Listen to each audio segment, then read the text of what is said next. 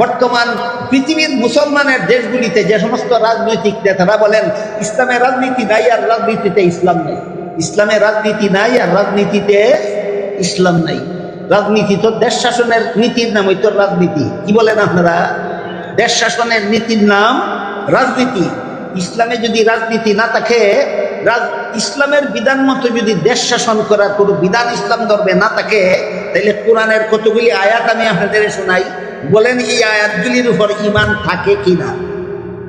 সূরা মায়েদার 44 নম্বর আয়াতে আল্লাহ পাক রব্বুল আলামিন বলেন, মাল্লাম ইয়াহকুম বিমা আনজালাল্লাহু ফাউলাইকা হুমুল কাফিরুন। যারা রাষ্ট্রীয় ক্ষমতা পাওয়ার পরও আল্লাহর বিধান মতো দেশ শাসন করে, যারা শাসন ক্ষমতা পাওয়ার পরেও দেশের গদি লাভ করার পরেও যারা আল্লাহর বিধান মতে দেশ শাসন করে না, আল্লাহ বলেন এরা ইমানদার নয়, কাফির।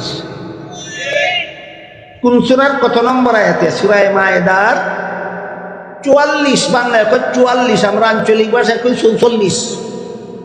কোনটা কইলে সহজে বুঝবেন বলেন? 44।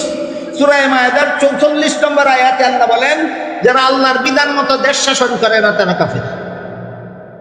আল্লাহর বিধান মতে দেশ শাসন করাটা ইসলামী রাজনীতি কিনা? তাহলে ইসলামী রাজনীতি, ইসলামে যদি রাজনীতি না থাকে, আল্লাহ তো বলেন ইসলামের রাজনীতি নাই যে কই বসে কাফের। ক্লিয়ার হইল নি কথা? গেল সূরা মায়েদার 44 নম্বর আয়াতের কথা। এবার আসেন সূরা মায়েদার 47 নম্বর আয়াত। সূরা মায়েদার 47 নম্বর আয়াতে আল্লাহ বলেন, মাল্লাম ইয়াহকুম বিমা আনজালাল্লাহু ফাউলাইকা হুমুল ফাসিকুন। যারা আল্লাহর বিধান মতো দেশ শাসন করে না তারা পাপিষ্ট। 44 নম্বর আয়াতে বলেছেন কাফির, আর 47 নম্বর আয়াতে বলেন পাপিষ্ট। একই অপরাধী দুই রকমের বিধান দিলেন কেন আল্লাহ?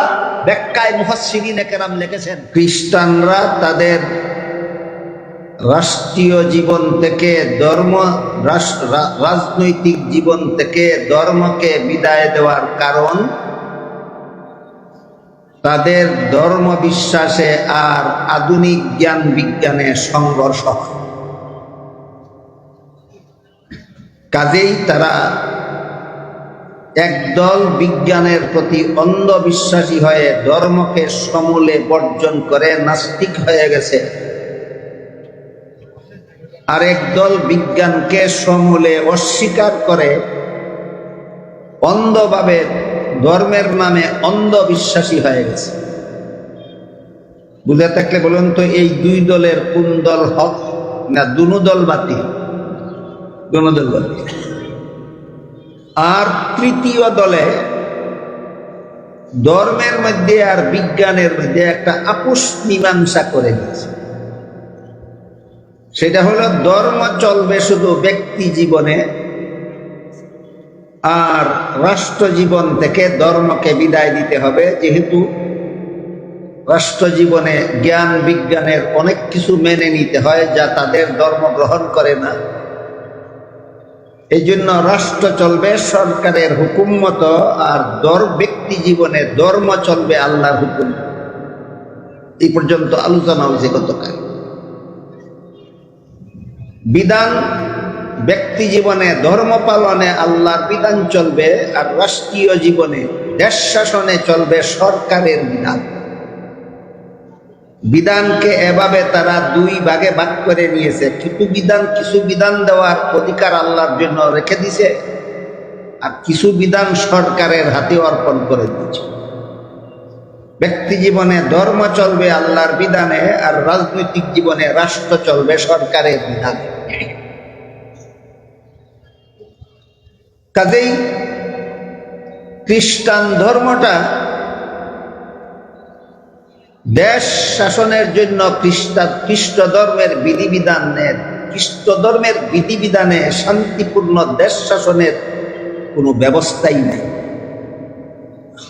খ্রিস্ট ধর্মের বিধিবিধানে না শান্তিপূর্ণ দেশ শাসনের ব্যবস্থা আছে, না শান্তিপূর্ণ সমাজ পরিচালনার ব্যবস্থা আছে, না শান্তিপূর্ণ পারিবারিক জীবনের ব্যবস্থা আছে। খ্রিস্টানদের ধর্মে পারিবারিক জীবনে শান্তি প্রতিষ্ঠার কোনো ব্যবস্থা নাই কেন? সামাজিক জীবনে শান্তি প্রতিষ্ঠার কোনো ব্যবস্থা নাই কেন? অর্থনৈতিক জীবনে শান্তি প্রতিষ্ঠার কোনো ব্যবস্থা নাই কেন? সামরিক জীবনে শান্তি প্রতিষ্ঠার কোনো ব্যবস্থা খ্রিস্টানদের ধর্মে নাই কেন? রাষ্ট্রীয় জীবনে শান্তি প্রতিষ্ঠার কোনো ব্যবস্থা খ্রিস্টানদের ধর্মে নাই কেন? আন্তর্জাতিক জীবনে শান্তি প্রতিষ্ঠার কোনো বিধান খ্রিস্টানদের ধর্মে নাই কেন? এটা বোঝার জন্য আজকে আমি আপনাদের খ্রিস্ট ধর্মের আরেকটা তথ্য শোনাচ্ছি। বিগত দিনগুলির কোনো একদিনে আমি বলেছি, বাংলাদেশে খ্রিস্ট ধর্ম প্রচারের জন্য যে সংস্থাটা বাংলাদেশের স্বাধীনতার শুরু থেকেই কাজ করে যাচ্ছে, সংস্থাটার নাম হলো খ্রিস্টান মিশনারি বাংলাদেশ। খ্রিস্টান মিশনারি বাংলাদেশের পক্ষ থেকে যে সমস্ত বই পুস্তক বাংলা ভাষায় প্রকাশ করা হয়েছে, এর মধ্যে একটা বইয়ের নাম বলেছি গত দিনেও, বইটার নাম হইল কোরআনের আলোকে বেহেশতে যাওয়া। এমন শব্দের দ্বারা বইয়ের নাম লিখেছে যেন বইয়ের নামটা দেখলে কোনো সাধারণ মুসলমান কল্পনাও করতে পারে না যে এটা খ্রিস্টানের লেখা বই, বরং যে কোনো মুসলমান মনে করবে এটা যে কোনো আলিমের লেখা বই, মুসলমানের লেখা বই। তা না হইলে কোরআনের আলোক, কোরআনের আলোক বলতে মুসলমান আলিম ছাড়া বুঝবে কে? বেহেশতে যাওয়ার পথ মুসলমানের আলিম ছাড়া চিনবে কি? সরল মুসলমানদেরকে ফাঁসাবার জন্য এই ইসলামী পারিভাষিক শব্দ দিয়া তারা তাদের ধর্ম প্রচারের বইয়ের নাম দিয়েছে কোরআনের আলোকে বেহেশতে যাওয়ার পথ। এই বইয়ের কয়েকটা রেফারেন্সের কথা গত দিনে আমি আপনাদেরকে শুনাইছিলাম। আজকে আবার ধারাবাহিকভাবে আরেকটা কথা শোনাই। এই বইয়ে প্রথম কথা লেখেছে, প্রথম নবী আদম প্রথম পাপিষ্ঠ, জান্নাতে নিষিদ্ধ গাছের ফল খাওয়া ছিল আদমের পাপ। ইসলাম ধর্মের পক্ষ থেকে তাদের এই ভ্রান্ত যুক্তির, ভ্রান্ত দলিলের জবাবও আমি একাধিকবার আপনাদেরকে শুনাইছি। মানুষের কোনো কাজে সওয়াব হয়, কোনো কাজে গুনাহ হয় দুনিয়ার জীবনে, জান্নাতি জীবনের কোনো কাজে সওয়াব নাই, গুনাহ নেই। এবার বলেন, আদম নিষিদ্ধ গাছের ফল খাইছিলেন কোন জীবনে? এর সাথে সওয়াবেরও কোনো সম্পর্ক নাই, গুনাহর কোনো সম্পর্ক।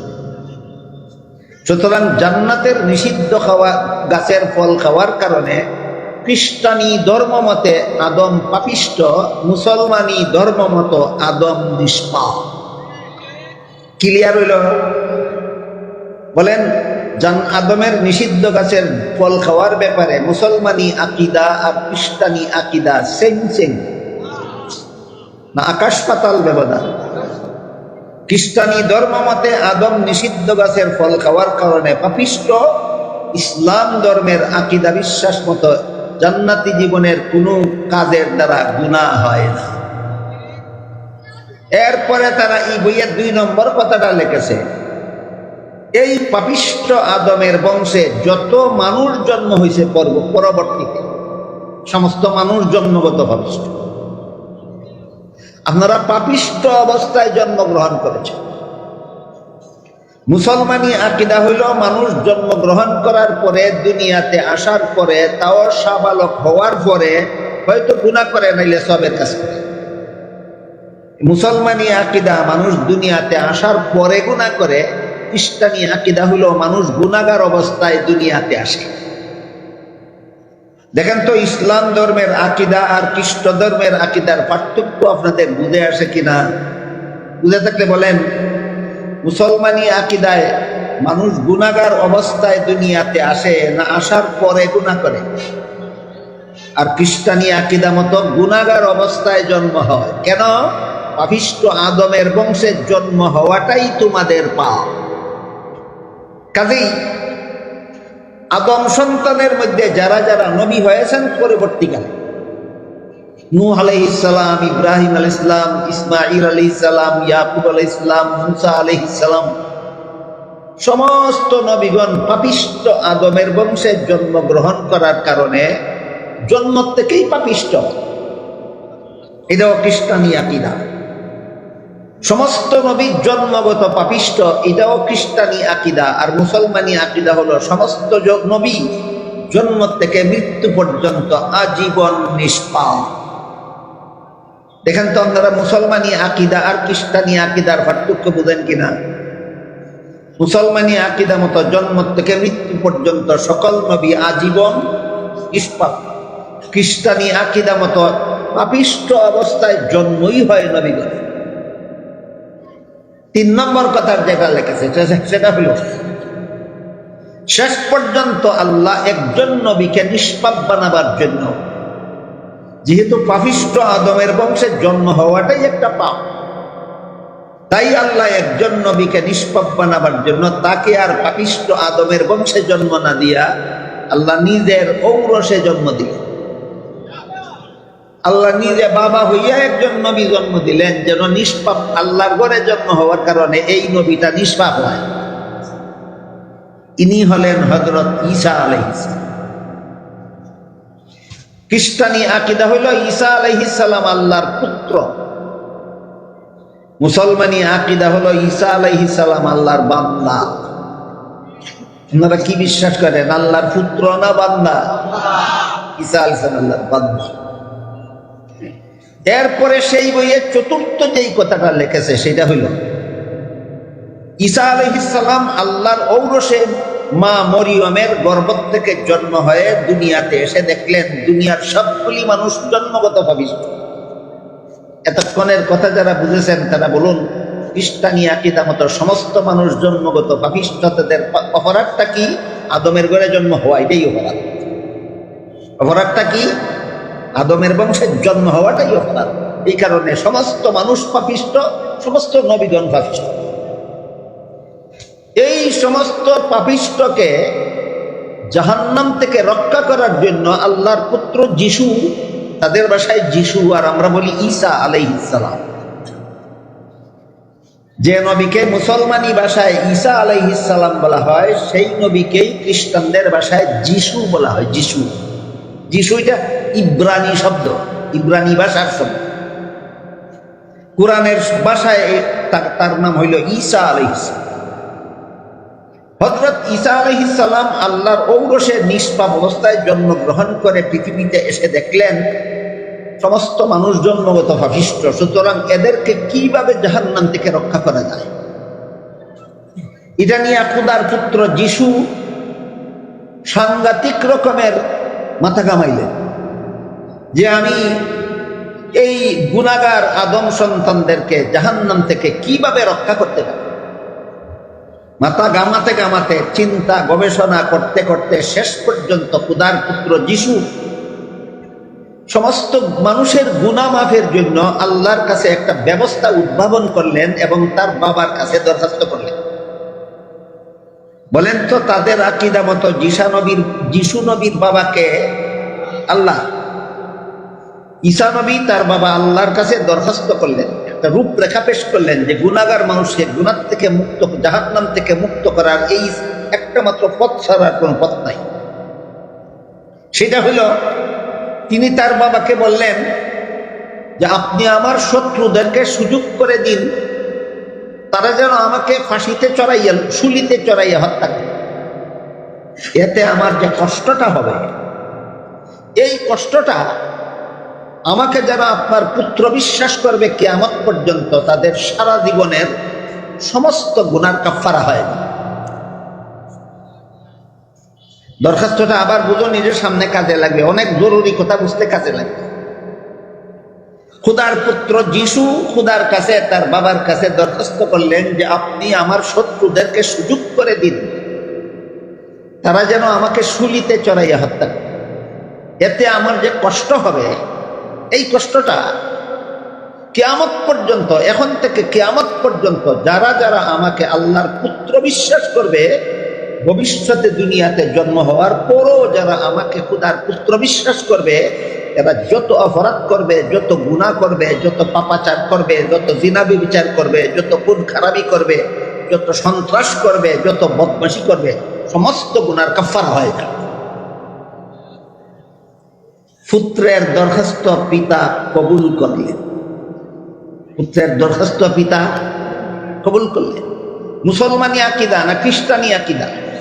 খ্রিস্টানি আকীদা। পুত্রের দরখাস্ত পিতা কবুল করে যিশুর পিতা শত্রুদেরকে সুযোগ দিলেন যিশুকে শুলিতে চড়াইয়া হত্যা করে। বস শত্রুরা খুদার পুত্রকে শুলিতে চড়াইয়া হত্যা করলো। এতে খুদার পুত্রের যে কষ্ট হইল, এই কষ্টটা ওই শুলিতে চড়ার পর থেকে কিয়ামত পর্যন্ত যত মানুষ যিশুকে আল্লাহর পুত্র বিশ্বাস করবে, তারা বর্তমান দুনিয়াতে থাকুক বা ভবিষ্যৎ দুনিয়াতে আসুক, জন্ম থেকে মরণ পর্যন্ত যত অপরাধ করবে, সকল অপরাধের কাফফারা অগ্রিম হয়ে গেল, অগ্রিম কাফফারা হয়ে গেল। এই জন্য আমি পরিষ্কার ভাষায় বলে থাকি, খ্রিস্টান ধর্মের আকীদা বিশ্বাসগুলি, এগুলি কোনো ধর্মের কথা হবে দূরের কথা, কোনো বিবেকবান মানুষের কথা হতে পারে না। খ্রিস্টানদের আকীদাগুলি কতগুলি গাঞ্জা কুড়ি কথার নাম খ্রিস্টানি ধর্ম। বর্তমান দুনিয়ার সমস্ত খ্রিস্টানেরা এইটাই তাদের ধর্মের মূল ভিত্তি মেনে নিয়েছে, যে যিশুকে যারাই আল্লাহর পুত্র বিশ্বাস করবে, জীবনে যত অপরাধ করুক সব মাফ। বর্তমান দুনিয়ার খ্রিস্ট ধর্মের এটাই মেইন ফাউন্ডেশন। বর্তমান দুনিয়ার খ্রিস্ট ধর্মের এই আকীদাটাই মেইন ফাউন্ডেশন। খুদার পুত্র বিশ্বাস করবেন, যা ইচ্ছা করুন, সব আগেই মাফ হয়ে গেছে। খুদার পুত্র বিশ্বাস করবেন না, আপনি জন্মগত পাপিষ্ঠ, আপনার জাহান্নাম থেকে রক্ষা নাই। এটা হলো এই ফাউন্ডেশনের উপর বর্তমান দুনিয়ার খ্রিস্ট ধর্ম দাঁড়িয়ে আছে। কাজেই যে ধর্মের মূল ভিত্তি হলো যে যিশুকে আল্লাহর পুত্র বিশ্বাস করলে জীবনের সকল গুনাহ আগেভাগেই মাফ, জন্মের আগের থেকেই মাফ। আল্লাহ যে সমস্ত মানুষের ব্যাপারে জানেন যে জন্ম হইয়া দুনিয়াতে আসলে পরে যিশুকে আল্লাহর পুত্র বিশ্বাস করবে, এদের জন্মের পরে দুনিয়ার জীবনে যত গুনাহ করবে আল্লাহর তো জানাই আছে, জন্মের আগেই আল্লাহ সব মাফ করে দিয়েছে। এই যে খ্রিস্ট ধর্মের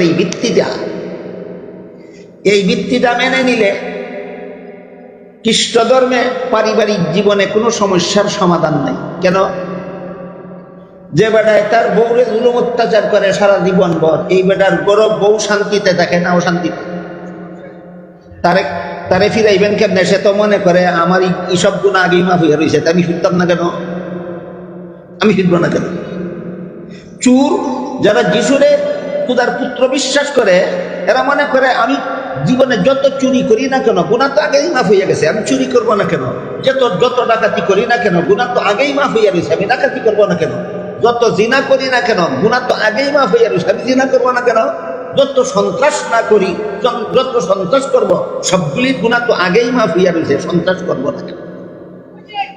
বলেন, এই যাদের ধর্ম বিশ্বাস হয়, এদের দ্বারা শান্তির পারিবারিক জীবনে শান্তি প্রতিষ্ঠা সম্ভব না, সামাজিক জীবনে শান্তি প্রতিষ্ঠা সম্ভব না, রাষ্ট্রীয় জীবনে শান্তি প্রতিষ্ঠা সম্ভব না, আন্তর্জাতিক জীবনে শান্তি প্রতিষ্ঠা সম্ভব না। এমন ধর্ম বিশ্বাসে যারা বিশ্বাসী, এদের দ্বারা জীবনের কোন স্তরে শান্তি প্রতিষ্ঠা সম্ভব নয়। সুতরাং এদের ধর্মে রাষ্ট্র পরিচালনা করার কোনো বিধান নাই, যোগ্যতা নাই।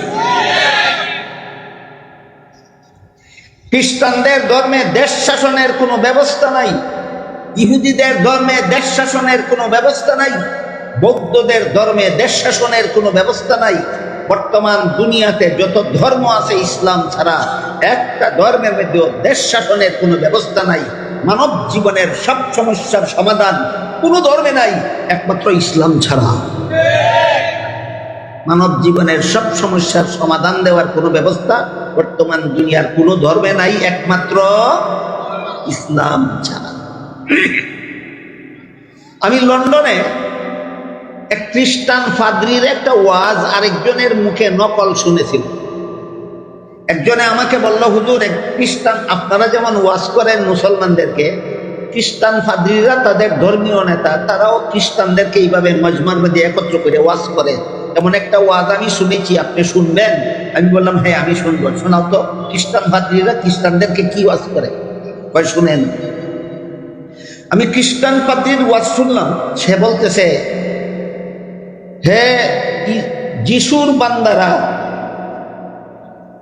হে যিশুর বান্দারা, তোমরা যারা যিশুকে খোদার পুত্র বিশ্বাস করো, তিনি শুলিতে চড়ে তিনি প্রাণ বিসর্জন দিয়েছেন, এর মাধ্যমে তার যে কষ্ট হয়েছে সেই কষ্টের কারণে তোমাদের জন্মের আগের থেকেই জীবনের সব গুনাহ মাফ হয়ে আছে।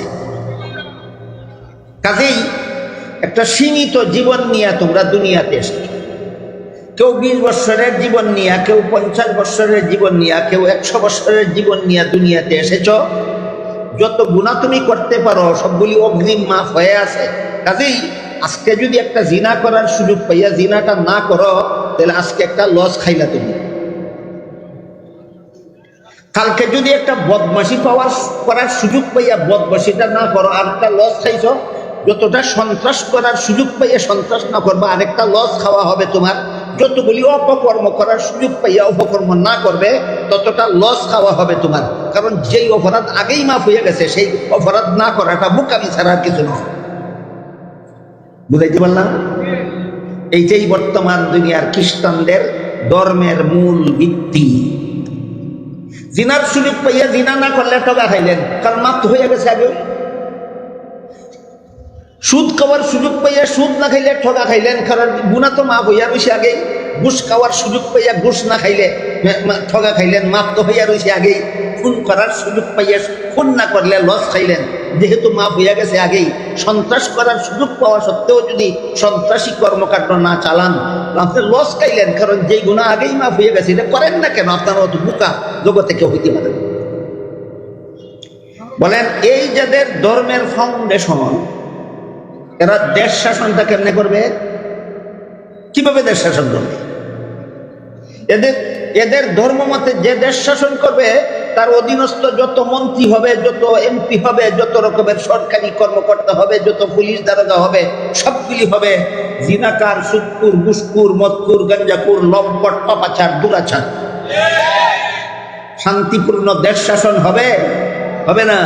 সুতরাং শান্তিপূর্ণ দেশ শাসনের কোনো বিধি ব্যবস্থা খ্রিস্টানদের ধর্মে নাই, ইহুদিদের ধর্মে নাই, দুনিয়ার কোনো ধর্মে নাই, একমাত্র ইসলাম ধর্মে আছে। আমি কি বিষয়টা আপনাদেরকে বোঝাতে পারলাম? খ্রিস্টানদের ধর্মে শান্তিপূর্ণ দেশ শাসনের কোনো ব্যবস্থা নাই, ইহুদিদের ধর্মে শান্তিপূর্ণ দেশ শাসনের কোনো ব্যবস্থা নাই, যে কোনো ধর্মে শান্তিপূর্ণ দেশ শাসনের কোনো ব্যবস্থা নাই। আল্লাহ পাক রব্বুল আলামিন একমাত্র ইসলাম ধর্মে পারিবারিক জীবনে শান্তি প্রতিষ্ঠার ব্যবস্থা দান করেছেন, সামাজিক জীবনে শান্তি প্রতিষ্ঠার ব্যবস্থা দান করেছেন, রাষ্ট্রীয় জীবনে শান্তি প্রতিষ্ঠার ব্যবস্থা দান করেছেন, আন্তর্জাতিক জীবনে শান্তি প্রতিষ্ঠার ব্যবস্থা দান করেছেন। একটা উদাহরণ শুনি। রাসূল করিম সাল্লাল্লাহু আলাইহি ওয়াসাল্লাম যখন মদিনা রাষ্ট্রের প্রধান শাসনকর্তা, রাসূল মক্কা শরীফ থেকে হিজরত করে মদিনা শরীফ যাওয়ার একটা রাষ্ট্র প্রতিষ্ঠা করেছিলেন, জানেন আপনারা? সেই রাষ্ট্রের পরিচালনা করেছেন রাসূল জীবনের শেষ দিন পর্যন্ত, দীর্ঘ 10টি বছর। যারা বলে রাসূল মোদের আদর্শ, অথচ যারা বলে ইসলামে রাজনীতি নাই, এরা রসুলকে কি গুড়ার ডিম আদর্শ মানে? তুমি রসুলকে আদর্শ বলে সমাজকে দুঃখা দাও কেন? এগুলি দুঃখা সমাজের চোখে ধুলা পরা দেওয়ার একটা খুব কৌশল। যারা রাষ্ট্রীয় জীবনে মুহাম্মদুর রাসূলুল্লাহকে আদর্শ মানে না, যারা ব্যক্তি জীবনে রাসূলকে আদর্শ মানে না, যারা পারিবারিক জীবনে রাসূলকে আদর্শ মানে না, যারা সামাজিক জীবনে রাসূলকে আদর্শ মানে না, অথবা ব্যক্তি জীবনে মানে, পারিবারিক জীবনে মানে, সামাজিক জীবনে মানে, রাষ্ট্রীয় জীবনে যারা রাসূলকে আদর্শ মানে না, এদের মুসলমান হওয়ার দাবি ভ্রান্ত।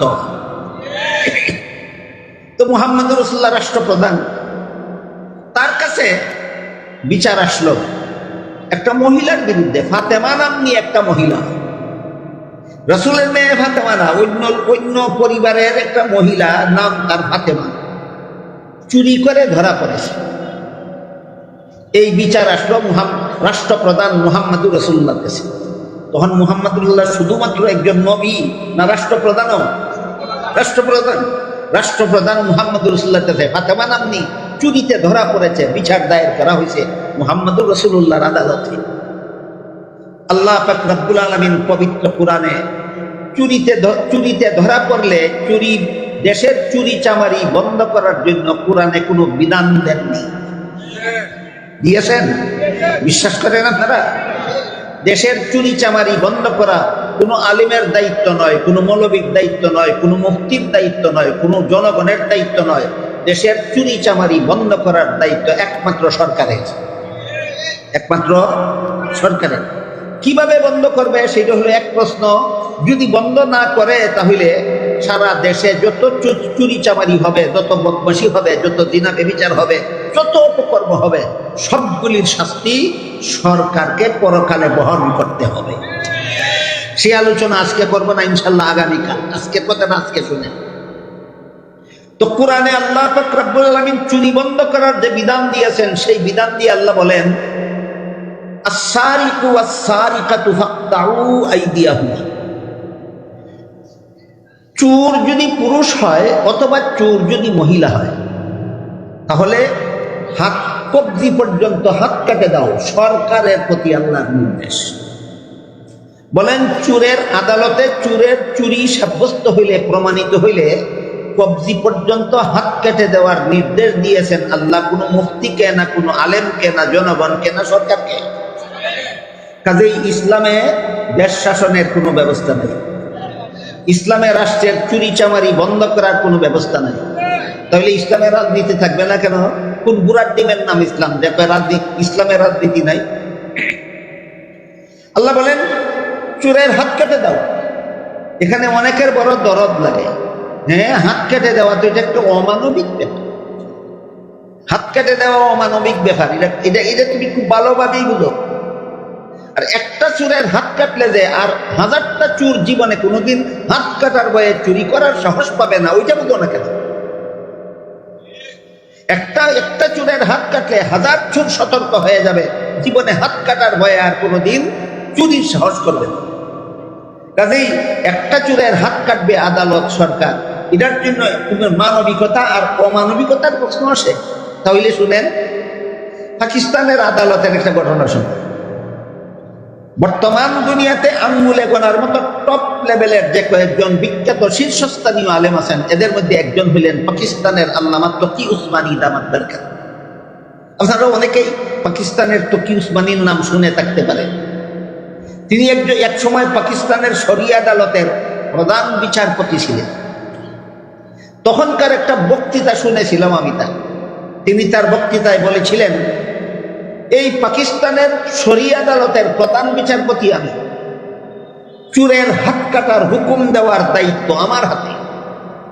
কিন্তু আমি বিচারপতি হওয়ার পর থেকে জীবনে কোনোদিন কোনো চোরের হাত কাটার হুকুম দেওয়ার সুযোগ পাইনি।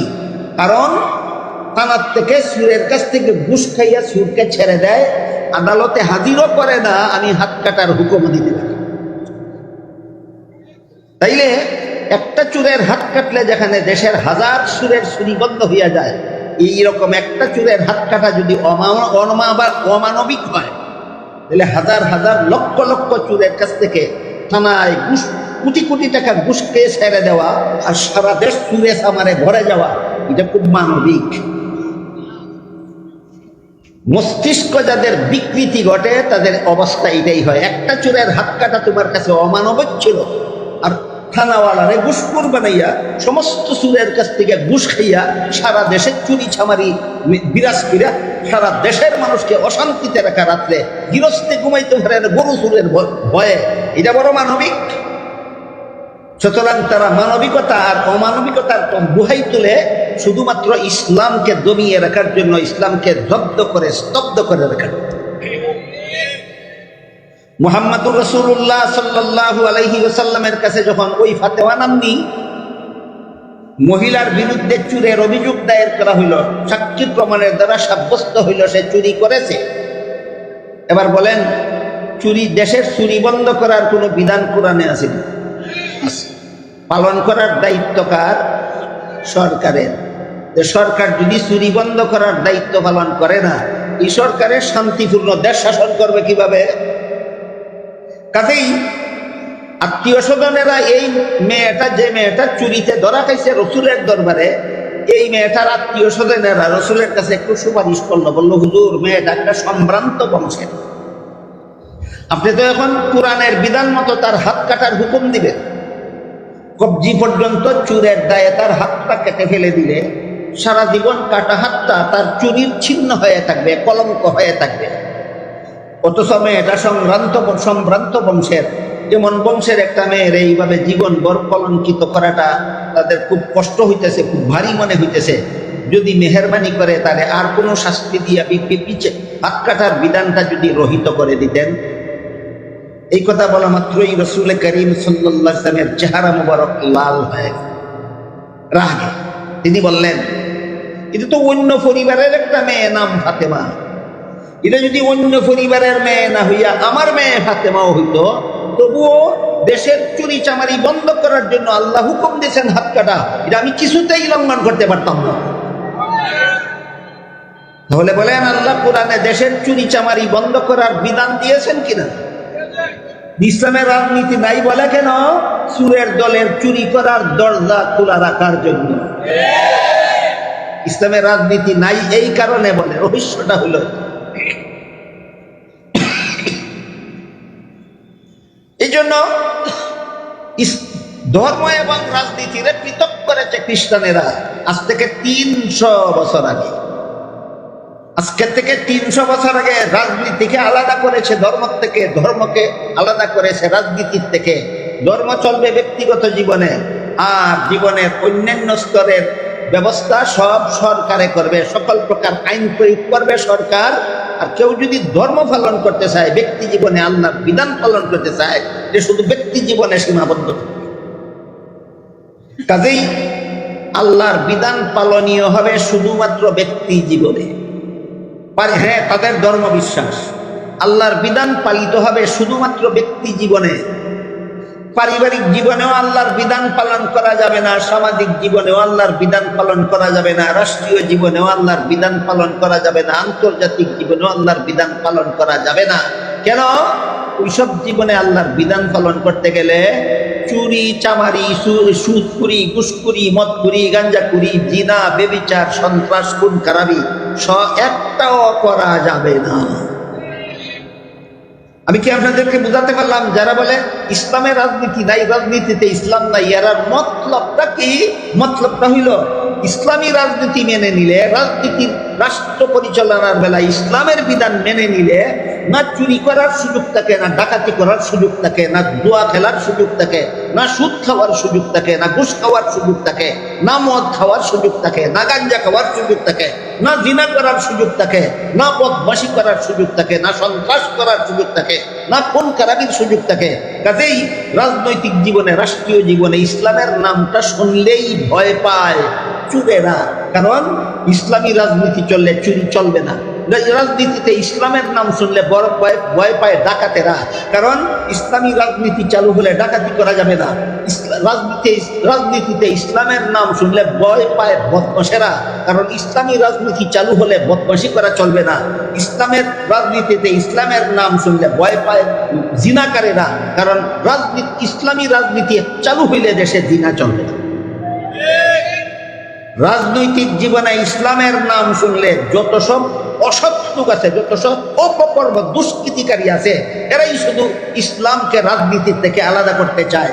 এই মতবাদ এদের নিজস্ব মস্তিষ্ক প্রসূত মতবাদ নয়, এটা খ্রিস্টানদের কাছ থেকে আমদানি করা। ইসলামের রাজনীতি নাই, রাজনীতিতে ইসলাম নাই, এই মতবাদ বলুন 2-3 দিন পর্যন্ত বলতেছি কথাটা। ইসলামের রাজনীতি নাই, রাজনীতিতে ইসলাম নাই, এটা মুসলমানি মতবাদ না খ্রিস্টানি মতবাদ? বলতে পারবেন আপনারা? খ্রিস্টানেরা রাজনীতি থেকে ইসলামকে বিদায় দিছিল কেন? ধর্মকে বিদায় দিছিল কেন? এদের ধর্ম ছিল ভ্রান্ত। এদের ধর্ম ছিল, এদের ধর্মে রাষ্ট্র পরিচালনা করার মতো কোনো বিধানই নাই, এদের ধর্মে দেশ শাসনের কোনো যোগ্যতাই নাই। ইসলাম ধর্ম সম্পর্কে আল্লাহ পাক রব্বুল আলামিন পবিত্র কোরআনে পরিষ্কার ভাষায় বলে দিয়েছেন, আল ইয়াউমা আকমালতু লাকুম দীনাকুম ওয়া আতমামতু আলাইকুম নি'মাতি ওয়া রাদিতু লাকুমুল ইসলাম দীনা। রাসূল করিম সাল্লাল্লাহু আলাইহি ওয়াসাল্লাম দুনিয়া থেকে বিদায় হওয়ার 3 মাস আগে আল্লাহ পরিষ্কার ভাষায় ঘোষণা দিলেন, ইসলামের যাবতীয় বিধিবিধান আমি আল্লাহ তোমাদের জন্য পরিপূর্ণ করে দিলাম। ইসলামের বিধিবিধান অপূর্ণ না পরিপূর্ণ?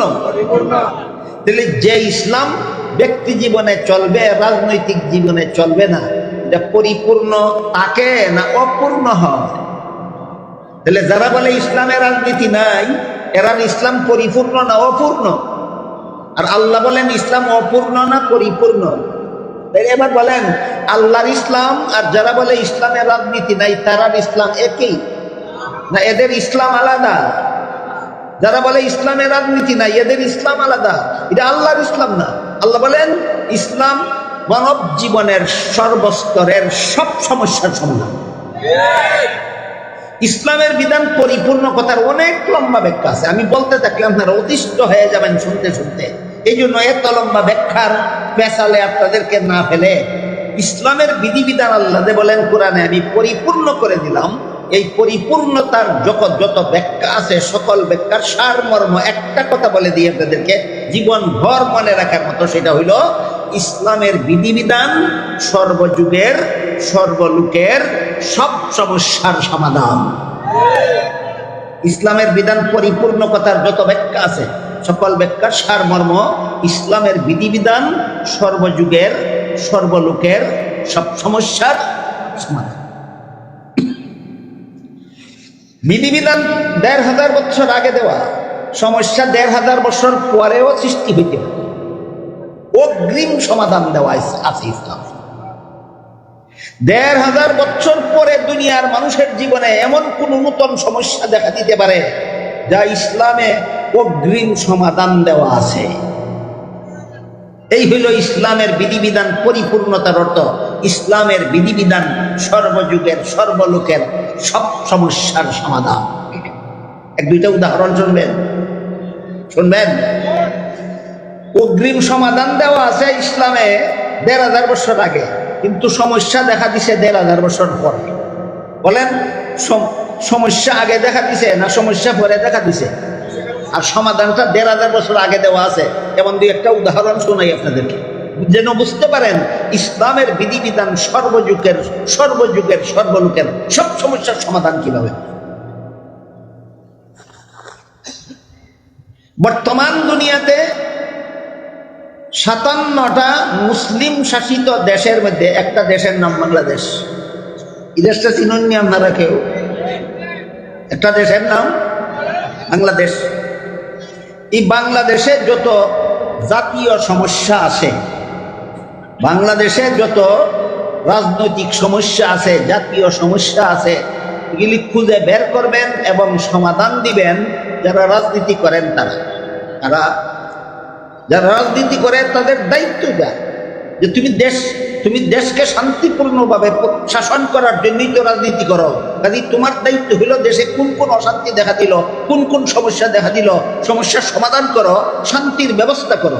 সুতরাং দেশে নূতন সমস্যা দেখা দিলে তার সমাধান দিয়ে শান্তির ব্যবস্থা করার দায়িত্ব রাজনীতিবিদদের। আমি আগেই কইছি রাজনীতিবিদ যদি জানে ওই না তার দায়িত্ব কি আর রাজনীতি কারে কয়। যে আরেকদিন বুঝলাম না, আমার লন্ডনে একটা জিজ্ঞাসা করে আপনি জানেননি পলিটিক্স কারে কয়? আমি কোনো পলিটিক্যাল পার্টি করি না, আমার জানার দরকার নেই। জানি না, রাখেন কাজে লাগবে বুঝাইলে টিক্সের উপর টিক্স, তার উপর ডাবল টিক্স, তার নাম পলিটিক্স। টিক্সের উপর টিক্স, তার উপর ডাবল টিক্স, তার নাম পলিটিক্স। কাজে এই ধরনের রাজনীতি যারা করে, টিক্সের উপর টিক্স মার্কা রাজনীতি যারা করে, এরা তো জানেই না সমস্যাটা কি, সমাধানটা কোথায়। এরা তালে তালে আর ফালে ফালে রাজনীতি করে। এই জন্য আগের দিন পায় ফুলের মালা, পরের দিন পায় জুতার মালা। আগের দিন পায়, পরের দিন পায় গুড়ার দিন। চিনে না রাজনীতি কারে পায়? তালে তালে রাজনীতি করে। এদের দ্বারা এই সমস্ত সমস্যা এবং সমাধানের আশা করা যায় না, একমাত্র ইসলামী শাসন ব্যবস্থা জানা। বাংলাদেশে এই ধরনের যত নতুন নতুন সমস্যা আছে, এর মধ্যে একটা সমস্যা হলো বিগত 2023 সালের আদমশুমারি মতে বাংলাদেশে যে পরিমাণ পুরুষ আছে তার চেয়ে কমপক্ষে 15 লক্ষ মহিলা বেশি আছে। 2023 সালের আদমশুমারি মতে বাংলাদেশে বর্তমানে যে পরিমাণ পুরুষ আছে তার চেয়ে কতজন মহিলা বেশি আছে? 15 লক্ষ, কমপক্ষে 15 লক্ষ। এবার বলেন, যতজন পুরুষ আছে এতজন পুরুষের কাছে একটা করে মহিলাকে বিয়া দিলে প্রত্যেকটা পুরুষেই একটা করে বউ পাইল কিনা? পাইল। কিন্তু স্বামী পাওয়ার বাকি রইল আর কতজন মহিলা? 15 লক্ষ। তাইলে সমস্ত পুরুষেরাই বউ পাইল, কিন্তু 15 লক্ষ মহিলা স্বামী পাওয়ার বাকি রইল। এটি হল বর্তমান বাংলাদেশের পারিবারিক জীবনের একটা জটিল সমস্যা। বর্তমান বাংলাদেশের পারিবারিক জীবনের একটা জটিল সমস্যা। সমাধান যারা রাজনীতি করে, যারা সমান অধিকারের আন্দোলন করে, যারা নারী পুরুষ সমান অধিকার পায়, এদের কাছে এই সমস্যার সমাধানের গুরাটি মনে হয়। আল্লাহ পাক রব্বুল আলামিন পবিত্র কোরআনে বাংলাদেশের পারিবারিক এই সমস্যার সমাধান 1500 বছর আগে কোরআনে দিয়ে রাখছেন। সমস্যা 1500 বছর আগের না বর্তমানে? অগ্রিম সমাধান দিয়ে রাখছেন আল্লাহ কোরআনে। কতদিন আগে? 1500 বছর আগে। আল্লাহ বলেন, আনকিহু মা তাবা লাকুম মিনান নিসাই মাসনা ওয়া সুলাসা ওয়া রুবা। তোমরা প্রয়োজনে 2 বিবি রাখতে পারো, প্রয়োজনে 3 বিবি রাখতে পারো, প্রয়োজনে 4 বউ রাখতে পারো, বিনা শর্তে নয়। কতগুলি শর্ত সাপেক্ষে। কতগুলি শর্ত সাপেক্ষে একটা পুরুষ 2 বউ রাখতে পারে, 3 বউ রাখতে পারে, 4 বউ রাখতে পারে। কাজেই 13 লক্ষ এই সমস্ত পুরুষের কাছে একটা করে মহিলা বিয়া দিলে প্রত্যেক পুরুষের বিয়া হইল, কিন্তু 15 লক্ষ মহিলার যে বিয়া বাকি রইল, এই 15 লক্ষ মহিলাকে আর 15 লক্ষ পুরুষের কাছে 2টা করে বউ দিলে 15 লক্ষ মহিলার বিয়া হইয়া যায়। এই যে 15 লক্ষ মহিলার স্বামী পাওয়ার বাকি ছিল, এই সমস্যাটার সমাধান কোন ধর্মে পাওয়া গেল? কোন মতবাদে পাওয়া গেল? কোন ইজমে পাওয়া গেল? কোন রাজনীতিতে পাওয়া গেল? একমাত্র ইসলামী রাজনীতিতে পাওয়া গেল।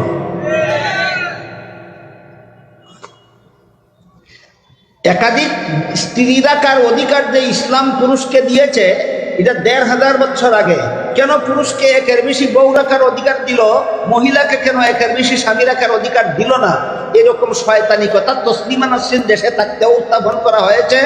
বর্তমানেও এই তসলিমা মার্কা কোনো নারী নাকি আবির্ভাব হয়েছে, এরা আবারও এই প্রশ্ন উত্থাপন করছে যে পুরুষ যদি 2টা বউ রাখতে পারে, তাহলে একটা মহিলা কেন একসাথে 2টা স্বামী রাখতে পারে? পুরুষে এক মহিলারে একজন করে স্বামী দিলেও দিতে 15 লক্ষ মহিলার স্বামী ভাই না। মহিলা 2 জন করে, এক মহিলায় 2 জন করে স্বামী দখল করলে তো আর সমস্যার কোনো শেষই থাকবে না। এই প্রশ্নটা বর্তমানেও কোনো মহিলার সমান অধিকারের নামে উত্থাপন করতেছে বাংলাদেশে। তসলিমা নাসরিন বাংলাদেশে থাকাকালে আমার জানা মতো সর্বপ্রথম তসলিমা নাসরিন এই বাংলাদেশের 16 কোটি মুসলমানদের সমাজে এই প্রশ্ন উত্থাপন করেছিল যে একটা পুরুষে যদি 2টা বউ রাখতে পারে, তাহলে একটা মহিলা 2টা স্বামী রাখতে পারবে না কেন? বলেন, এই প্রশ্ন 1500 বছর আগে না বর্তমান দুনিয়া? এই প্রশ্নের সমাধান না দিয়েই আল্লাহ ইসলামের বিধিবিধান পরিপূর্ণ বলেছেন। আমরা একটু বোঝার চেষ্টা করি। সমস্যা হলো এখন যে একটা পুরুষে যদি 2 বউ রাখতে পারে, একটা মহিলা 2 স্বামী রাখতে পারবে না কেন? এই প্রশ্ন অতিমান শয়তানি প্রশ্ন। অতীতে আর কেউ করেছে বলে আমি জানি না। আমার জানা মতো বাংলাদেশে সর্বপ্রথম তসলিমা নাসরিন করেছে, আর ইদানিং পত্র পত্রিকায় পাওয়া যায় আরেকটা মহিলা নাকি এইরকম প্রশ্ন করতেছে। তাহলে প্রশ্নটা হইল নূতন, সমাধানটা নূতনভাবে কোরআন নাজিল করা হবে সমাধানের জন্য, না পুরাতন কোরআনেই সমাধান পাওয়া যাবে? আমরা একটু খুঁজে দেখি তোমরা এই শয়তানি প্রশ্নের সমাধান আল্লাহ 1500 বছর আগে কোরআনে কিভাবে দিয়ে রাখছেন। আল্লাহ কোরআনের এক আয়াতে বলেছেন, নিসাউকুম হারসুল লাকুম। এর অর্থ হলো তোমাদের স্ত্রীরা তোমাদের সন্তান উৎপাদনের ক্ষেত। তোমাদের স্ত্রীরা তোমাদের সন্তান উৎপাদনের ক্ষেত। স্ত্রীকে ক্ষেতের সাথে তুলনা দিলেন কেন? সহজে বোঝার জন্য। একজন মহিলা 2 জন স্বামী রাখতে পারবে না কেন? এই প্রশ্নের জবাবটা সহজে বোঝার জন্য। কারণ তোমরা যারা গৃহস্থী করো, তোমাদের ফসল উৎপাদনের ক্ষেত আছে, ওইখান থেকে বুঝে আসো সন্তান উৎপাদনের ক্ষেতের অবস্থা। আর এক রকমের ক্ষেত আছে ফসল উৎপাদনের ক্ষেত, ওইখান থেকে আমরা বুঝে আসবো যে মহিলাদেরকে আল্লাহ সন্তান উৎপাদনের ক্ষেত বললেন কেন। বলেন তো একটা গৃহস্থের যদি 4টা ক্ষেত থাকে, তাহলে 4 ক্ষেতে ফসল ফলাইলো একজন কৃষকে, এক মালিকে, ফসলের ভাগাভাগি নিয়ে কোনো ঝগড়া হবে কেন? মালিক একজন, ঝগড়া করবে কার সাথে? কিন্তু ক্ষেত যদি 4টা হয় আর গৃহস্থ যদি একজন হয়, ক্ষেত যদি একটা হয় আর গৃহস্থ যদি 4 জন হয়, ক্ষেত একটা গৃহস্থ 4 জন, এমত অবস্থায় এক ক্ষেতের মধ্যে 4 জনে ফসল ফলাইল। ধরুন কথা তরমুজের গাছ লাগাইল, শত শত তরমুজের গাছ লাগাইল, গাছ ফলে ফুলে পরিপূর্ণ হইল। ধরেন কমপক্ষে 100টা তরমুজ ক্ষেতের মধ্যে ধরল। একদিন এক রাত্রে ঘটনাক্রমে শিলাবৃষ্টি হইয়া সবগুলি তরমুজ ভর্তা হইয়া গেল, কোন রকমে একটা তরমুজ রক্ষা পাইল। বলেন তো ফসল কটা?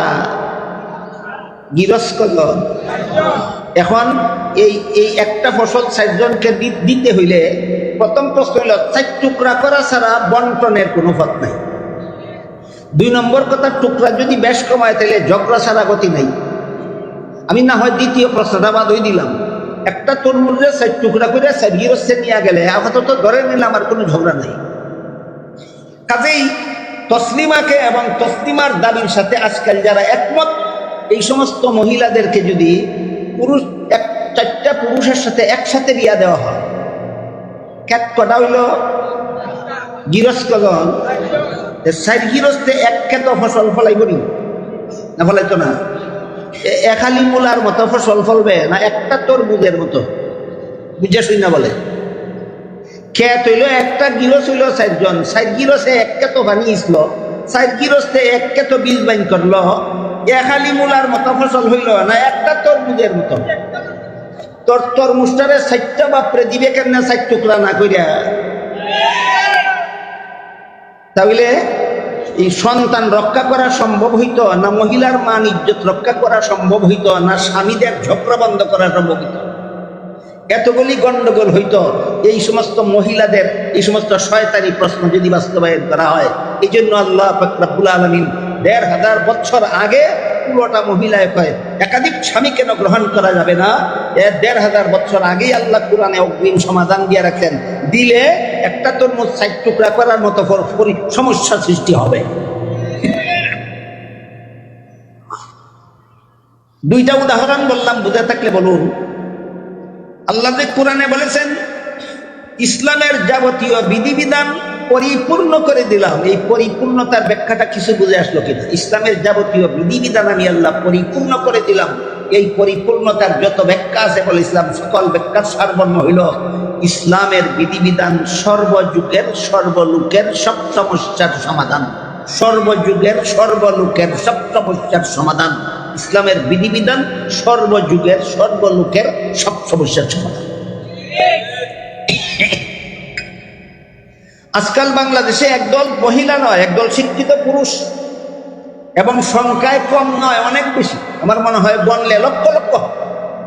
এরা আর একটা নয়া প্রশ্ন উঠেছে, সেটা হলো আমরা নারী পুরুষের সমান অধিকার চাই।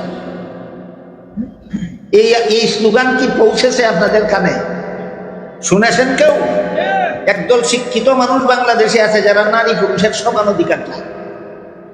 এই আলোচনাটা অনেক লম্বা, আমি লম্বা আলোচনার পেছালে আপনাদেরকে ফেলাইতে চাই না, শুধু এদের একটা পয়েন্ট আপনাদের সামনে তুলে ধরতে চাই যে ইসলামের বিধিবিধান সর্বযুগের সর্বলোকের সব সমস্যার সমাধান কিভাবে হয়। এদের দাবি হইল পবিত্র কোরআনের সূরা নিসার 11 নম্বর আয়াতে আল্লাহ বলেছেন পিতামাতা মারা গেলে পিতামাতার তেজ্য সম্পদে ছেলে পাবে 2 অংশ, মেয়ে পাবে 1 অংশ। এই কথাটা কি আজকে নতুন শুনেছেন আপনারা না আরো শুনেছেন? মা বাবা মারা গেলে মা বাবার সম্পদে ছেলে ভাই কত অংশ? 2 অংশ। মেয়ে ভাই কত অংশ? 1 অংশ। এটা হলো সূরা নিসার 11 নম্বর আয়াতে আল্লাহর বর্ণিত বিধান। এখন যদি বলে যে সূরা নিসার 11 নম্বর আয়াত মানি না, তাহলে ধরা খাইব এদের বেঈমান। বলেন কথা বুঝেন কিনা? মান কোন সমান অধিকারের দাবিদার যদি বলে যে আমরা সূরা নিসার 11 নম্বর আয়াত মানি না, তাহলে এই যে কোরআন মানে না, বেঈমান হাতে নাতে ধরা খাইব।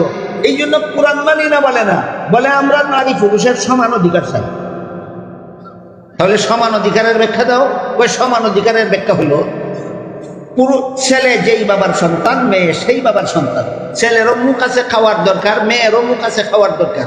ছেলের শরীর আছে পোশাকের দরকার, মেয়েরও শরীর আছে পোশাকের দরকার। ছেলের জীবনযাপনের জন্য যেমন বাড়িঘরের দরকার, মেয়ের জীবনযাপনের জন্য তেমনই বাড়িঘরের দরকার। এমত অবস্থায় একই বাবার সন্তান হওয়া সত্ত্বেও ছেলেকে 2 অংশ দিয়া মেয়েকে 1 অংশ দিলে মেয়ের সাথে অবিচার করা হয়। এখনো কোরআন মানি না কয় না, কয় মেয়ের সাথে অবিচার করা হয়। আপনাদের তো খবর নাই কোন সূরার কত নম্বর আয়াতে আল্লাহ বিধান দিয়ে রাখছেন, কিন্তু আপনাদেরকে বুঝাইয়া সারছে এই অবস্থা হইলে মেয়ের সাথে অবিচার করা হয়। আমরা সুবিচার চাই, এই জন্য নারী পুরুষের সমান অধিকার চাই। বলুন স্লোগানটা সরাসরি সূরা নিসার 59 নম্বর আয়াতের, সূরা নিসার 11 নম্বর আয়াতের বিরুদ্ধে গেল কিনা? কোরআনের কোন আয়াতের বিরুদ্ধে, আল্লাহর কোন বিধানের বিরুদ্ধে আপত্তি উত্থাপন করার সাথে সাথে আর ইমানদার থাকে না, বেঈমান হইয়া যায়। এখন যুক্তি যে দিল, যুক্তির জবাব। ছেলে যেই বাবার সন্তান, মেয়ে সেই বাবার সন্তান। ছেলের যেমন কতগুলি খরচ আছে, মেয়ের জীবনেও কতগুলি খরচ আছে। সুতরাং ছেলেকে 2 অংশ দিয়ে মেয়েকে 1 অংশ দিলে মেয়ের সাথে অবিচার করা হয়। এর এই সমস্যার সমাধান ইসলামে নাই। এবার ইসলামী সমাধানটা শুনেন। ইসলামের বিধান মতে ছেলের জীবনে খরচের খাত আছে 3টা। 1 নম্বর, সাবালক হওয়ার পর থেকে নিজের লালন পালনের দায়িত্ব নিজেরই। 2 নম্বর, বিয়ে করার পর থেকে ছেলের বউ ফেলার দায়িত্ব ছেলের বাবা না নিজেরই। 3 নম্বর, সন্তানাদি জন্ম হওয়ার পর থেকে সন্তান ফেলার দায়িত্ব ছেলের নিজেরই। সুতরাং ছেলের জীবনে খরচের খাত আছে 3টা। সাবালক হওয়ার পর থেকে নিজের লালন পালন, বিয়ে করার পর থেকে বউয়ের লালন পালন, সন্তানাদি জন্ম হওয়ার পর থেকে সন্তানাদি লালন পালন। খরচ আছে জীবনে তার 3টা, অংশ পাইছে 2টা। এবার আসেন মেয়ের জীবনে। মেয়ের জীবনে ইসলামের বিধান হলো বিয়ের পূর্ব পর্যন্ত লালন পালনের দায়িত্ব বাবার, বিয়ের পর থেকে মরণ পর্যন্ত লালন পালনের দায়িত্ব স্বামীর। নিজের লালন পালনের দায়িত্ব নাই, স্বামী ফেলার দায়িত্ব নাই, সন্তান ফেলার দায়িত্ব নাই, অংশ পাইছে 1টা। এবার বলেন ছেলের জীবনে খরচ আছে কটা? 3টা, অংশ পাইছে কটা? মেয়ের জীবনে খরচ আছে কটা? 1টাও না, অংশ পাইছে 1টা। এবার বলেন 3 খরচওয়ালা 2 অংশ পাইলে বেশি পায় না নাই খরচওয়ালার 1 অংশই বেশি? তাহলে এই যে সমস্যাগুলি, এই ইয়ারা কুলোটারা যে ইসলামের বিধানের বিরুদ্ধে প্রশ্নগুলি করতেছে, এর কোনো সমাধান ইসলামে নাই না? সুস্পষ্ট সমাধান 1500 বছর আগের থেকে দেওয়া আছে। বুঝলেন কিনা? ছেলেকে 2 অংশ দেবো কেন, মেয়েকে 1 অংশ দেবো কেন? এই প্রশ্নের সমাধান তো 1500 বছর আগের থেকেই দেওয়া আছে। কি সমাধান? ছেলের খরচ আছে 3টা, অংশ দেওয়া হয়েছে 2টা। মেয়ের খরচ নাই, 1টাও, অংশ দেওয়া হয়েছে 1টা। 3 খরচওয়ালার 2 অংশ থেকে নাই খরচওয়ালার 1 অংশই বেশি। উদাহরণগুলি বুঝে থাকলে বলুন তো, ইসলামের বিধিবিধান যে আল্লাহ পরিপূর্ণ করে দিলেন, এর সকল ব্যাখ্যার সারমর্মটা কি? ইসলামের বিধিবিধান সর্বযুগের সর্বলোকের সব সমস্যার সমাধান। ইসলামের বিধিবিধান সর্বযুগের সর্বলোকের সব সমস্যার সমাধান। এই সমস্ত স্লোগানদাতারা, এই সমস্ত সমান অধিকারের দাবিদারেরা এই ইসলামের এই সমাধানগুলি শুনতেও রাজি না, বুঝতেও রাজি না, মানতেও রাজি না। শুধু গায়ের জোরে এতটুকু কথা বলতে রাজি যে 1 অংশ থেকে 2 অংশ বেশি। মেয়েরে কম দিছে, ছেলেরে বেশি দিছে। এখানে যে 2 অংশ কম 1 অংশ বেশি, এইটা বুঝার মতো যোগ্যতাও এদের মাথায় নেই। এদের যোগ্যতাটা বোঝার জন্য আমি একটা গল্প বলে থাকি। গল্পটা হলো, একটা মূর্খ লোক ছিল, লেখাপড়া জানে না। তার ছেলেরে দিয়েছিল স্কুলে লেখাপড়া করতে। গত বৎসর এবং এই বৎসরের 1ম তারিখে স্কুলের লেখাপড়া সম্পর্কে যথেষ্ট পরিমাণ আলোচনা হয়েছে। সেই আলোচনা যারা শুনেছেন, মনে যাদের আছে, তারা বলুন স্কুল কলেজ ভার্সিটির লেখাপড়া কি মুসলমানের দেশে বেদরকারি না অত্যন্ত দরকারি? উদাহরণটা মনে আছে, বলছিলাম বাংলাদেশে যদি একটা মেডিকেল কলেজও না থাকে, একজন ডাক্তার যদি বাংলাদেশে তৈরি না হয়, লক্ষ লক্ষ রোগীকে চিকিৎসা ছাড়া মরতে হবে বাংলাদেশে। এই সমস্ত রোগীদের যদি চিকিৎসার দ্বারা সুস্থ জীবন যাপন করতে হয়, তাহলে মেডিকেল কলেজের লেখাপড়া দরকার নাই, অনেক দরকার, অনেক দরকার। গত বছরও বলেছি, এই বছরের প্রথম দিনে বলেছি, আজকে আবারও আপনাদের স্মরণ করাই দিলাম, স্কুলের পড়া জরুরি, কলেজের পড়া জরুরি, ভার্সিটির পড়া জরুরি, অত্যন্ত জরুরি। কিন্তু এই পড়াটা হবে স্কুল কলেজ ভার্সিটির পড়াটা হতে হবে হালাল উপায়ে। কি কোন উপায়ে? হালাল উপায়ে হতে হবে। হারাম উপায়ে স্কুল কলেজে লেখাপড়া করলে এই হারাম উপায়ের পড়ার দ্বারা না দেশের চাহিদা পূরণ হবে, না এই লেখাপড়ার দ্বারা জাহান্নাম থেকে রক্ষা পাওয়া যাবে। যাই হোক, ওইদিকে আমি আজকে আর যাইতে চাই না, যেহেতু জরুরি বলেছি, এই কথাটা আপনারা শুনেছেন। এখান থেকে আপনার সামনের দিকে যাই। একটা লোক ছিল অশিক্ষিত, মূর্খ, লেখাপড়া তো জানেই না, দস্তখত জানে না। তার ছেলে রেডি ছিল প্রাইমারি স্কুলে লেখাপড়া করতে। 5 বছরে প্রাইমারি স্কুল পাস করছে, অত্যন্ত মেধাবী ছিল। হাই স্কুলে আরো 5 বছর লেখাপড়া করিয়া এসএসসি পরীক্ষা দিয়া ফার্স্ট ডিভিশন হইয়া পাস করল। First division first boy. বলেন তো, বুঝে থাকলে তার রোল নম্বর কত হবে? 1। বাবা শিক্ষিত না মূর্খ? মূর্খ। ফল ঘোষণার পরে বাবা তার ছেলেরে জিজ্ঞাসা করে, মেট্রিক পরীক্ষাতে দিছিলে, পাস করছস? হয় পাস করছি। বাবা জিজ্ঞাসা করে, কত নম্বরে? কি কইব? খালি কইছে 1 নম্বরে। এমনি কই সর্বনাশ করছস? ছেলে কই, কি সর্বনাশ করলাম? কয়, পাশের বাড়ির ছেলে তোর সাথে পরীক্ষা দিয়া সে তো 10 নম্বরে পাস করলো, তুইও তো কম নম্বরে পাস করলি। কিছু বাপটা শিক্ষিত না মূর্খ? এই মূর্খ হওয়ার কারণে জানে না 10 নম্বরে ফাঁস করলে নম্বর বেশি পায় না 1 নম্বরে ফাঁস করলে নম্বর বেশি পায়। এই কারণে মূর্খ বাপে ছেলেরে কয়, পাশের বাড়ির ছেলে তোর সাথে পরীক্ষা দিয়ে আসে 10 নম্বরে ফাঁস করলো, তুই এত কম নম্বরে ফাঁস করলে কেন? 1 নম্বরে ফাঁস করলে কেন?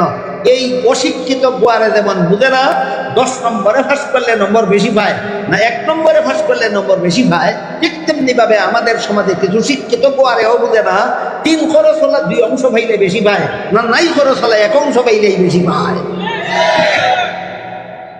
বুঝে থাকলে বলেন, মানব জীবনের সব সমস্যার সমাধান যারা বলে ইসলামের রাজনীতি নেই, যারা বলে রাজনীতিতে ইসলাম নাই, এদের কাছে আছে না একমাত্র ইসলামী রাষ্ট্র ব্যবস্থায় আছে?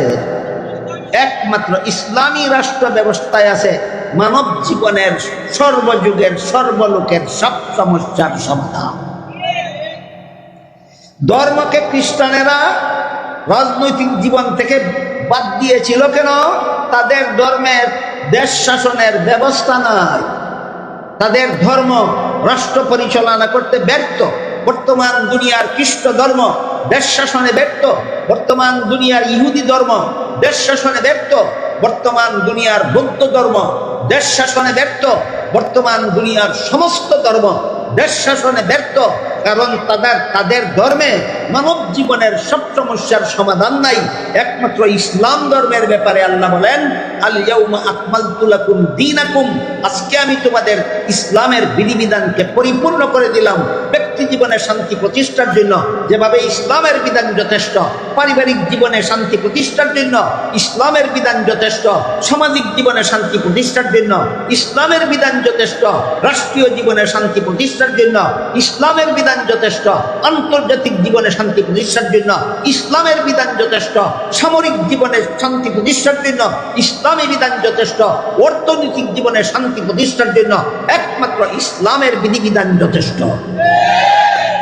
এমত অবস্থায় খ্রিস্টানদের দেশের রাজনীতি থেকে ভ্রান্ত ধর্মবাদী রহিত করলে মুসলমান দেশের রাজনীতি থেকে ইসলাম ধর্ম রহিত করার যুক্তি ইবলিস ছাড়া আর কারো হতে পারে না। খ্রিস্টানদের দেশের রাজনীতি থেকে ধর্মের বিদায় ঝাড়ু পিটা করে বিদায় করা দরকার। খ্রিস্টানদের দেশের রাজনীতি থেকে তাদের ধর্মকে জুতা পেটা করে বিদায় করা দরকার। কারণ তাদের ধর্মের ফাউন্ডেশন কি? যত পারো অপরাধ করো, যত পারো খুন করো, যত পারো জিনা করো, যত পারো সন্ত্রাস করো, যত পারো সুদ খাও, যত পারো ঘুষ খাও, যত পারো মদ খাও, যত পারো গাঞ্জা খাও, শুধু যিশুরে আল্লাহর পুত্র বিশ্বাস করো, তোমার জন্মের আগেই সব মাফ।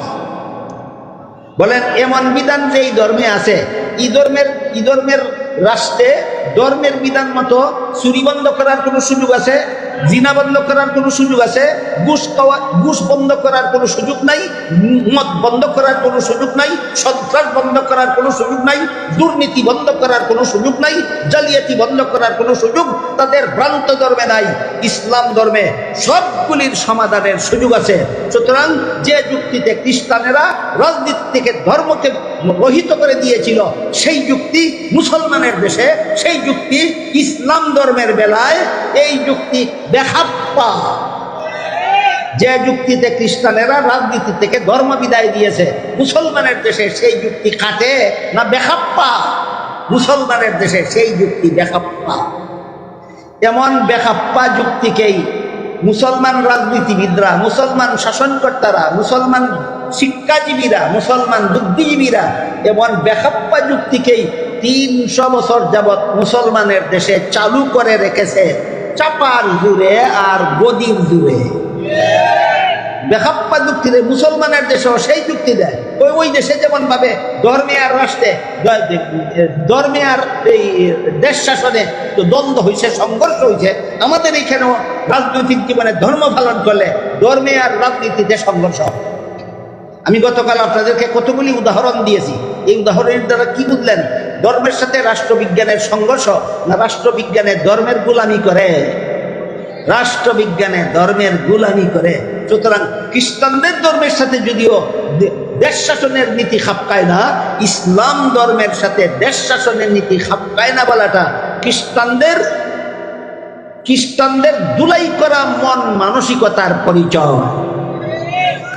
আমাদের বর্তমান পৃথিবীর মুসলমানের দেশগুলিতে যে সমস্ত রাজনৈতিক নেতারা বলেন ইসলামের রাজনীতি নাই আর রাজনীতিতে ইসলাম নাই, ইসলামের রাজনীতি নাই আর রাজনীতিতে ইসলাম নাই, রাজনীতি তো দেশ শাসনের নীতির নাম, ওই তো রাজনীতি। কি বলেন আপনারা?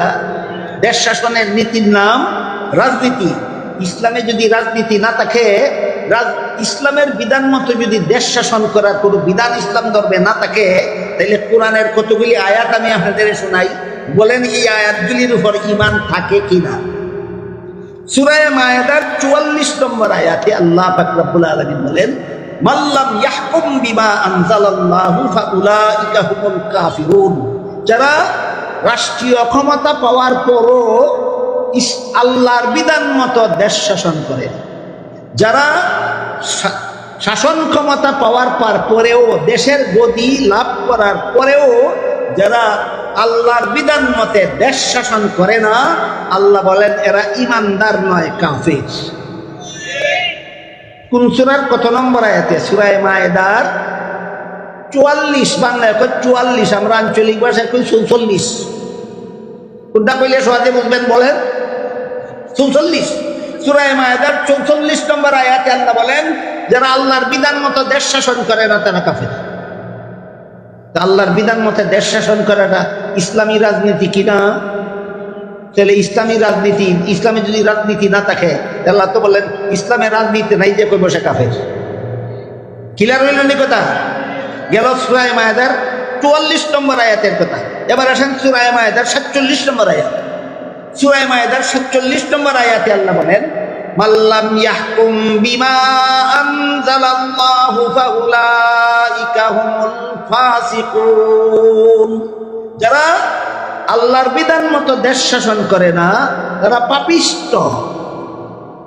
44 নম্বর আয়াতে বলেছেন কাফির, আর 47 নম্বর আয়াতে বলেন পাপিষ্ট।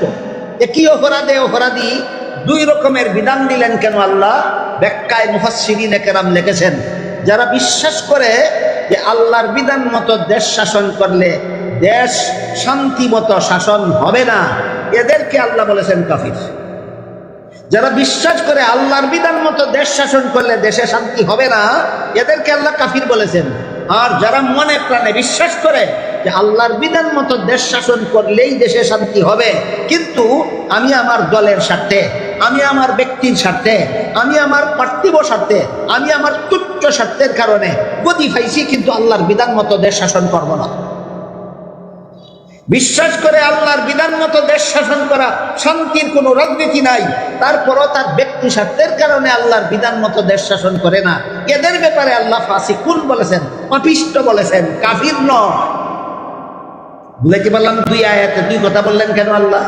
এক আয়াতে বলছেন আল্লাহর বিধান মতো যারা দেশ শাসন করে না এরা কাফির। এরা কারা? যারা বলে যে ইসলামের বিধান দেশ শাসনের জন্য যথেষ্ট নয়, এদেরকে আল্লাহ কাফির বলেছেন। আর যারা বলে না দেশ শাসনের জন্য ইসলামের বিধানই যথেষ্ট, আমি ক্ষমতা পাইয়াও ইসলামের বিধান দেশে চালু করলাম না আমার ব্যক্তিগত স্বার্থের কারণে, দুনিয়ার তুচ্ছ স্বার্থের কারণে, বলেন বিশ্বাস করে না না পালন করে না? হ্যাঁ, বিশ্বাস না করার অপরাধ হইল কাফির, আর বিশ্বাস করার পর পালন না করার অপরাধ হইল পাপিষ্ট। উদাহরণ বলুন, আল্লাহ কোরআনের এক আয়াতে বলেন ইন্নাস সালাতা কানাত আলাল মুমিনিনা কিতাবাম মাওকুতা, নির্ধারিত সময়ে নামাজ আদায় করা মুমিনদের জন্য ফরজ। যে বিশ্বাস করে না সে কাফির। 5 বেলার নামাজ ফরজ, যে বিশ্বাস করে না সে কাফির। আর যে বিশ্বাস করে 5 বেলার নামাজ ফরজ, আমি পড়ি না এটা আমার অপরাধ, এমন মুসলমান আছেনি বাংলাদেশে। এ কাফির না, পাপিষ্ট। আমি কি বোঝাতে পারলাম আপনাদেরকে কাফির আর পাপিষ্টের ব্যবধান? আল্লাহর বিধান যে বিশ্বাস করে না সে কাফির, যে বিশ্বাস করে কিন্তু দুনিয়ার স্বার্থের কারণে পালন করে না সে কি? নামাজের বেলায় যেই রকম 2 রকম মানুষ আছে, 5 বেলার নামাজ ফরজ বিশ্বাসই করে না, এরা কাফির। আরেক দল মানুষ আছে বিশ্বাস করে কিন্তু পালন করে না, এরা কাফির নয়, পাপিষ্ট। ঠিক তেমনি ভাবে রাজনীতির ক্ষেত্রেও আল্লাহ বলেন ইসলামের বিধানে, আল্লাহর বিধানে দেশ শাসন করাকে যারা অবিশ্বাস করে এরা কাফির। আর যারা বিশ্বাস করে যে দেশ শাসনের বেলায় আল্লাহর বিধান ছাড়া শান্তির কোনো উপায় নাই, কিন্তু নিজের পার্থিব তুচ্ছ স্বার্থের কারণে যেই কথাটা বিশ্বাস করে সেটা পালন করে না, এরা হইল পাপিষ্ট। বুঝাইতে পারলাম? দেশ শাসন যারা আল্লাহর বিধানে করে না এরা 2 দল, এক দল কাফির, এক দল পাপিষ্ট। কাফির কারা? যারা আল্লাহর রাজনীতির ব্যাপারে আল্লাহর বিধান বিশ্বাসই করে না, এদেরকে আল্লাহ কাফির বলেছেন। আর যারা রাজনীতির ব্যাপারে আল্লাহর বিধান বিশ্বাস করে পালন করে না দুনিয়ার স্বার্থের কারণে, বলুন আল্লাহ এদেরকে কাফির বলেছেন না পাপিষ্ট বলেছেন? গেল 2 আয়াত। তৃতীয় আয়াত হইল সূরা মায়েদার 45 নম্বর আয়াত। সেখানে আল্লাহ বলেন মাল্লাম ইয়াহকুম বিমা আনজালাল্লাহু ফাউলাইকা হুমুজ জালিমুন, আল্লাহর বিধানে যারা দেশ শাসন করে না তারা অত্যাচারী। এখন কাফির না ফাসিক না অত্যাচারী? আল্লাহর বিধানে যারা দেশ শাসন করে না এদেরকে আল্লাহ অত্যাচারী বললেন কেন, জালিম বললেন কেন? ইনশাআল্লাহ এই প্রশ্নের জবাব আগামীকাল দেব রাসূলের হাদিসের।